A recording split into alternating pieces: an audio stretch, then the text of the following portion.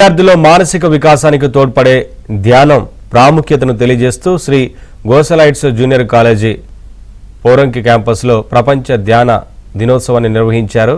ఈ కార్యక్రమానికి ముఖ్య అతిథిగా కాలేజీ డైరెక్టర్ ఉషా, ప్రముఖ యోగా గురువు దుర్గారావు పాల్గొన్నారు. విద్యార్థులు చదువులో ఏకాగ్రత, ఒత్తిడిని అధిగమించడానికి ధ్యానం ఉత్తమ సాధనమని దుర్గారావు తెలిపారు. ఈ కార్యక్రమాన్ని విజయవంతం చేసిన ఉపాధ్యాయేతర సిబ్బందిని శ్రీ గోసలైట్స్ చైర్మన్ నరేంద్రబాబు అభినందించారు.